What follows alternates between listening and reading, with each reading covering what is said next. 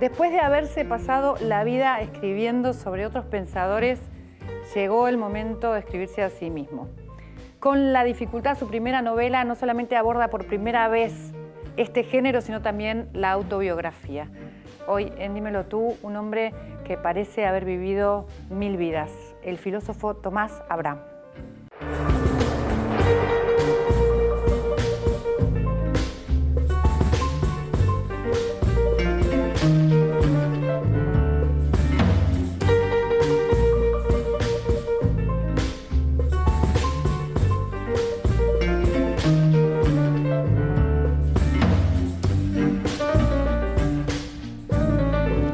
Bienvenido, Tomás Abraham, gracias por esta entrevista. Un placer recibirte. Gracias, Mariana.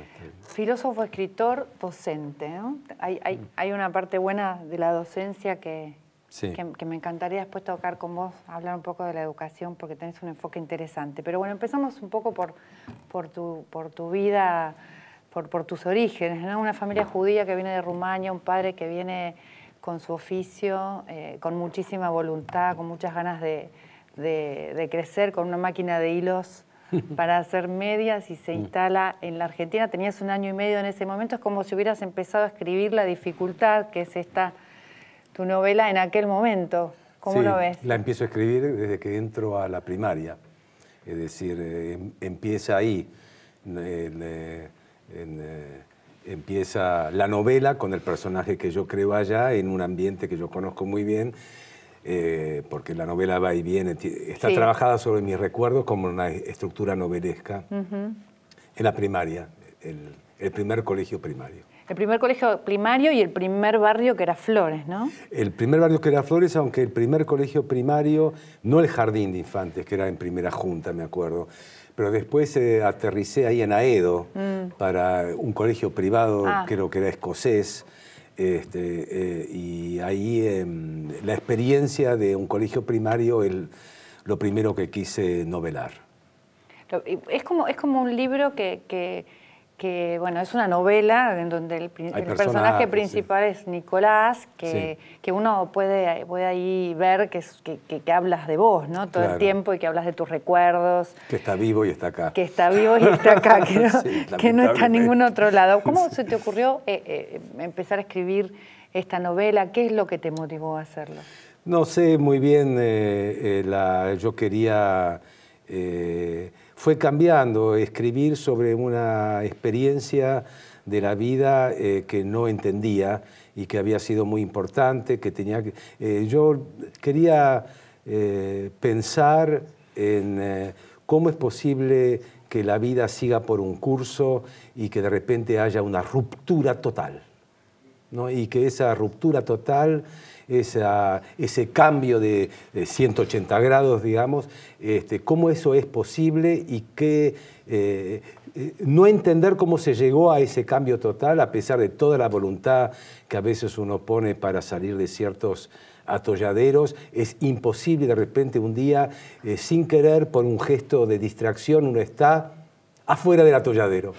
Y eso es lo que yo quería entender, y bueno, ahí empezó el tema hace un par de años, de tratar de narrar de una manera absolutamente despersonalizada, sin identificación. Como mirándola absolutamente desde afuera, ¿no? Como una cirugía, ¿no? ¿Se puede? Sí.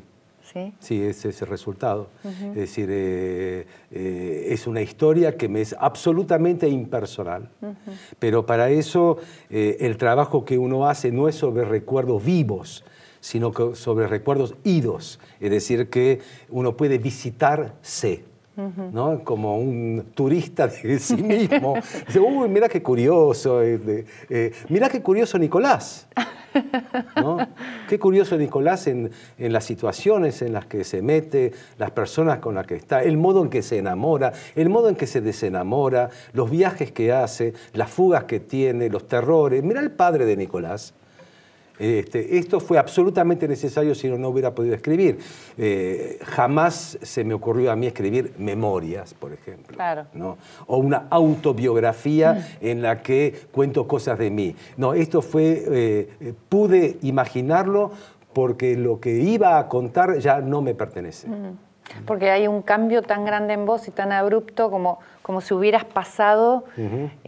Vos citás en algunas entrevistas Ante la ley, que es un cuento de Kafka, sí, en el que de alguna manera estás ahí frente a un lugar que no puedes traspasar, y de repente, mágicamente, como dijiste recién y como contaste, sí, había que hacer 2 pasos. Podés hacer ese cambio, claro, ¿no? 2 pasos. Había que hacer dos pasos que no te dabas cuenta que eran solo esos 2 pasos. Lo que pasa es que tampoco es toda una cuestión de milagros, ¿no? Claro. Es decir, pero esos 2 pasos habla de una cierta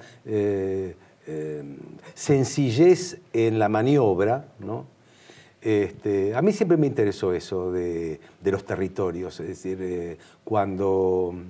¿qué es lo más importante para un animal? Saber por dónde se sale. Es decir, conocer el territorio es conocer la salida. No porque uno sea un paranoico que todo el tiempo está en situación de peligro, ¿no? Pero es bueno conocer la salida. Y uno siempre está en situación de peligro. Bueno, no, o por lo menos, si uno estuviera todo el tiempo alarmado sería... No tanto, sí, pero digo, en situación de peligro, de resguardo a sí mismo, ¿no? No, lo que pasa es que hay veces de cuidado, de miedos, de cosas que te ponen un freno muy fuerte que uno no lo entiende y de repente lo podés ver después, ¿no? O el territorio es desconocido, entonces es bueno saber por dónde se sale, porque es desconocido, claro, es lo que hace cualquier animal. O... Hay un incendio, entonces es bueno saber por dónde está la escalera de servicio, ¿no? Tomás, la dificultad, digamos, es esa tartamudez que digamos, con la que vivías, si hablamos de Nicolás y de Tomás, ¿no? Vamos a hacer un paralelismo. Era tuya también, claro, esa forma, sí, de hablar, esa imposibilidad, sí, de hablar fluidamente. Esa fue la dificultad visible. Porque esa era visible, era audible. Y los seres humanos se comunican hablando, ¿no? Ese es el principal puente relacional que hay entre la gente, es la voz. No es la vista, no es el tacto, todo eso participa de las relaciones, pero la voz es el mínimo, ¿no? Y yo la tenía cortada. El puente estaba roto. El puente estaba roto. Y entonces la vida de alguien que tiene la comunicación cortada o los puentes rotos con sus semejantes es una vida en sí, ¿no? Es como otro mundo. Es otro mundo. Es otro mundo. Es un mundo en donde el silencio es muy importante. Y debe haber más profundidad también, ¿no? Bueno, más abismo. También, sí, que también, claro, es profundo. Sí. No porque, más abismo en el sentido, claro, de angustia, ¿no? Claro, porque la sociedad... ser miembro de una sociedad te exige ciertas cosas. Hablar.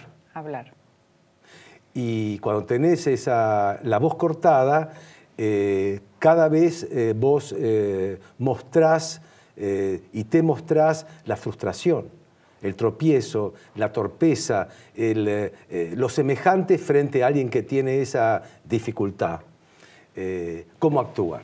Pero eso también debe haber dado fortalezas, ¿no? Al momento de superarla.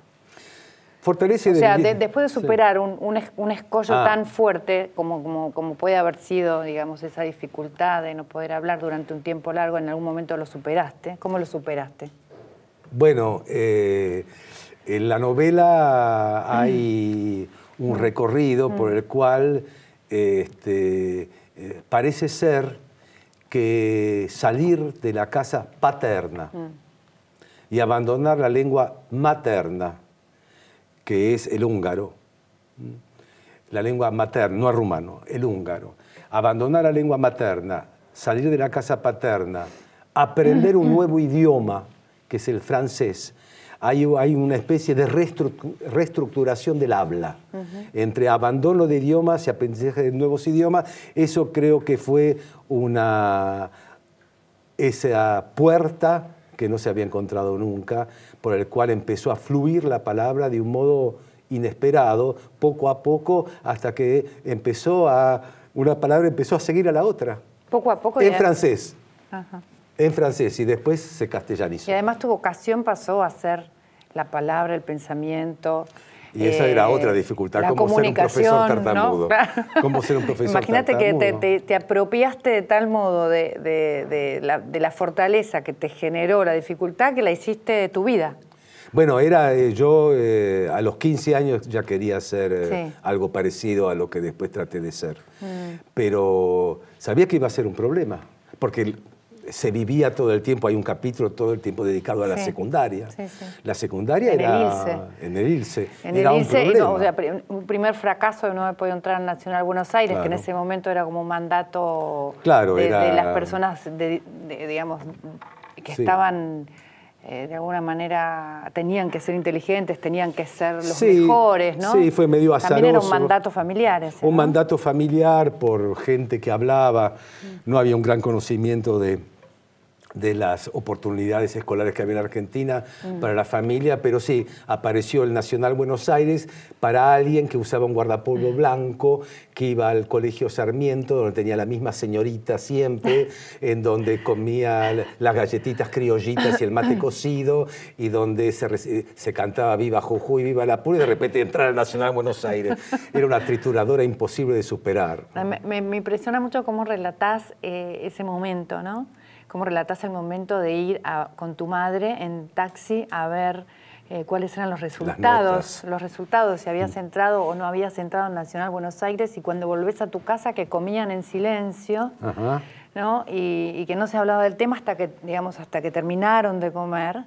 Entonces todas tus sensaciones, tus sentimientos, y finalmente dijiste, bueno, este fue mi entrada a la adultez, fue mi primer fracaso. Sí, porque...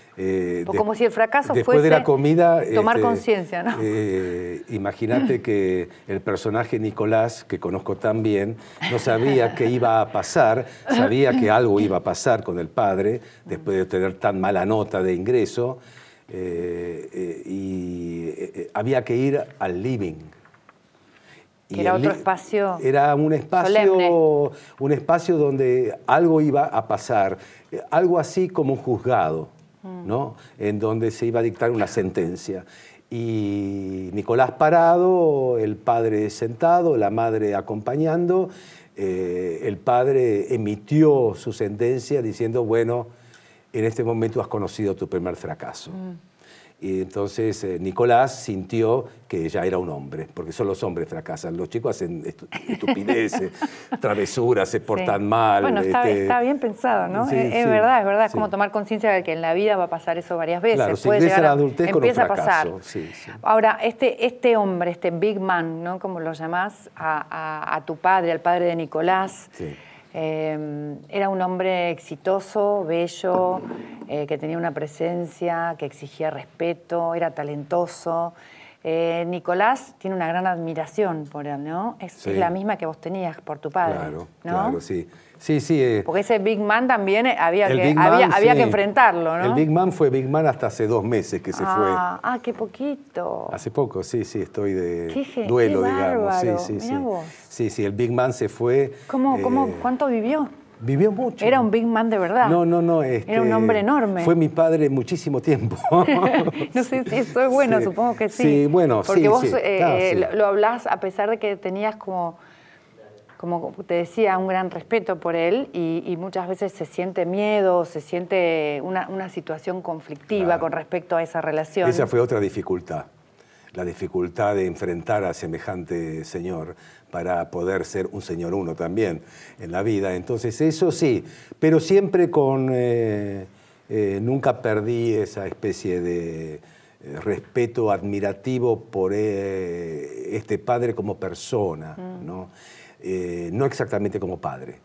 Eso se diferencia, pero... Bueno, pero es una gran cosa tener un padre que sea una persona con valores, porque algunos de los valores que yo veía que vos describís de tu padre son, además de ese respeto, son el sacrificio, la honestidad, la ecuanimidad, ¿no? Y la obediencia, que era muy importante en la familia. Había una palabra que era Sam Talam, que era una palabra eso es en húngaro, que se decía bastante seguido, ¿no? Eso es insolente. Como insolente. Eso era uno de los pecados capitales de la educación alemano-húngara, la insolencia, porque la insolencia implica el olvido de las jerarquías. la falta de respeto, pero no es solamente la irrespetuosidad, es haber atravesado la delgada línea roja, ¿no? En ese momento caben dos posibilidades ante una insolencia. Uno es una bofetada, ¿no? Para que uno se dé cuenta que las cosas duelen. Y la otra es el pedido de perdón, y en general van las dos. Iban las dos. Claro, sí, sí, el perdón, ¿no? El pedir perdón. Entonces sí, eso era parte, pero era un poco parte de la época también, ¿no? Pero había un rigor... Era parte de la época, sí. Un rigor tremendo, pero hay un capítulo dedicado a la fábrica. De eso también quería hablar. Claro, de la fábrica, en donde la transmisión paterna se dio a través de allí. Es decir, porque allí... La fábrica de Media Ciudadela, claro, ¿no? Digamos, a los que no leyeron la novela y a los que no saben la historia, ¿no? Sí. Tu padre, con esa máquina de hilos que llegó en aquel momento, llegó a construir una empresa muy, muy, muy importante de la Argentina, que le dio trabajo a muchísima gente, que tuvo todos los problemas que hubo en la Argentina, que tuvieron todos los empresarios que se hicieron de abajo. Claro. Y eso tuviste la oportunidad también, porque hablas de la herencia y de la fábrica, ¿no? Y hablo de cómo se fabrica una media, lleva varias páginas. Cómo se fabrica una media, pero no solamente eso, sino lo que significó para vos, después de haberte recibido en la Sorbonne, de haber estudiado en Europa, de haber viajado por todo el mundo, de haber visto otro mundo, de haber traspasado dificultades y haberte convertido en otra persona, como relatabas recién. Sí. ¿Cómo te bajó a tierra el tema de, bueno, ahora me tengo que hacer cargo de esta herencia, ¿no? Tengo que hacerme cargo de esta fábrica. Sí, en realidad la bajada a tierra fue bastante, como varios circuitos que están ahí en la novela también, violentos. Fue de Tokio a Ciudadela. De Tokio a Ciudadela. Sí, digamos que era distinto. De Tokio a Ciudadela. De Tokio a Ciudadela, como de Estambul a Liniers. No, pero esto fue de Tokio a Ciudadela y a todos los problemas de la Argentina, ¿no? Pero únicamente, claro, únicamente era, había que tener un lugar en algún lugar. Es decir, en Tokio no era, en la India durante un tiempo tampoco era, en París no era, y en Ciudadela, ¿qué era eso? Entonces allí el tránsito de Nicolás por la fábrica implicó un aprendizaje, una de las tantas iniciaciones por las que llevó ese personaje, por las cuales aprendió a trabajar.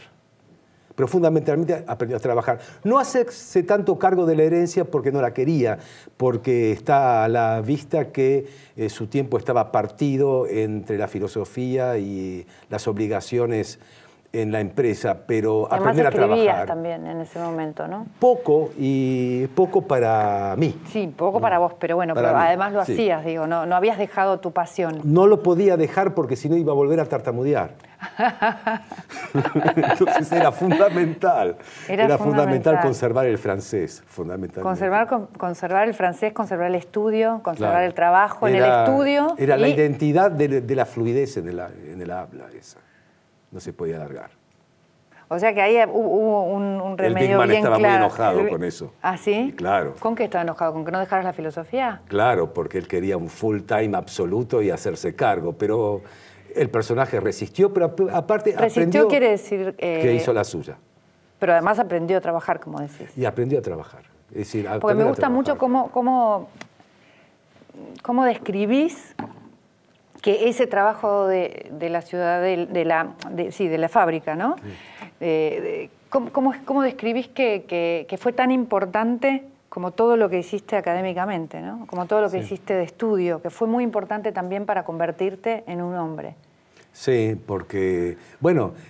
Los pasos, ¿no? que son, a veces uno puede sentir, ¿y cómo vas a hacer eso si vos sos un filósofo, sos un tipo tan preparado, tan genial? ¿Cómo te vas a mezclar con cómo se vende la media, con cómo se hace la media, con cómo tratar a los empleados, con cómo enfrentar las cosas del país y los problemas, ¿no? Bueno, mi pensamiento filosófico tiene que ver con eso, ¿no? Se empieza desde abajo, pero desde abajo no quiere decir pobre, sino desde abajo quiere decir de abajo. Y también tu pensamiento con la educación. Vamos a ir un corte y enseguida volvemos y vamos a hablar un poco de eso.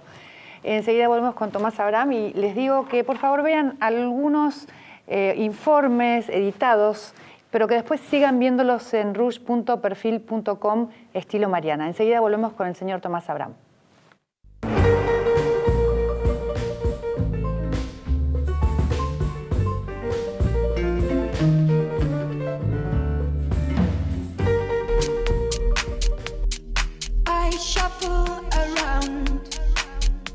Y vamos a recorrerla, vamos a hablar con sus protagonistas.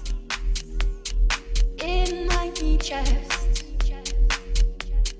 you know I gave it all, trying to match our continents.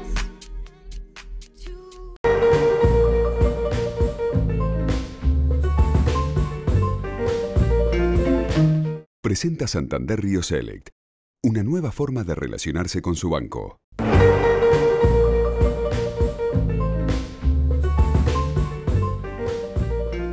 Tomás, estábamos hablando de que vos creés que en la filosofía se empieza desde abajo, de pensar la filosofía como desde abajo, pero no como desde abajo. Explícanos vos porque vas a explicarlo mejor. Sí, lo que quería decir era que el trabajo en la empresa textil, ¿no? No es muy prestigioso en el mundo intelectual y en el mundo académico y en el mundo en el que yo ingresé en el año 84. No solamente no escondía mi otro trabajo o el que tuve, sino que estaba absolutamente... para mí era muy importante eso, era muy importante. Yo había aprendido a pensar de un cierto modo. Era fundamental no tener los pies de barro y querer volar muy alto. Yo había estado en el Himalaya, yo había estado en la Sorbona, había estado en lugares aparentemente altos, pero los pies estaban muy frágiles. Tenía que bajar al lugar donde se hacía el dinero, ahí mismo. Entonces allí entré y encontré todo un mundo bastante impresionante, rico, el trato con mucha gente, había mucha gente allí trabajando, casi 1000 personas, y recorrí todos los puestos de la fábrica, tuve puestos de responsabilidad, vi mucho dolor también, pero además distintas calidades de gente. Es un mundo en donde lo que importa es el día a día, lo que importa es el fin de mes, lo que importa es si se cobra o no se cobra una factura, si se cobra o no se cobra un sueldo. Sí, es decir, nada que ver con las visiones filosóficas tradicionales que hablan del fin del milenio, de la nueva era. Yo vivía el día a día, recorrí el país, vendía las medias, tuve mis propias medias de fútbol con mi marca, y iba y trataba de cobrar, y entonces iba a Neuquén, por ejemplo, a la mañana y estaban con clientes y a la tarde daba una clase. Una clase de filosofía en la facultad, en la UBA, porque además inauguraste así una cátedra de iniciación en la filosofía, ¿no? En la UBA yo fui como fundador... En 1984. Sí, entré como profesor titular de filosofía en la Facultad de Psicología. Esa fue, ahí empecé. Y después fui uno de los fundadores del ciclo básico, con mi zona, que era la filosofía. Durante un par de años me dediqué a disfrutar de poder hablar. Hablaba hasta por los codos. Bueno, Tomás, vamos a seguir hablando la próxima semana. ¿Qué te parece? Me parece bien. Hasta acá llegamos un poco recorriendo la dificultad, esta novela que algunos dicen que es autobiográfica, pero que bueno, que Tomás pone a su Tomás en Nicolás, que es el protagonista principal. Apasionante, se las recomiendo. Volvemos el próximo domingo con el señor Tomás Abraham. This is the last time but I will say these words. I remember the first time, the first of many lies, sweep it into the corner, or hide it under the bed. Say these things that go away, but they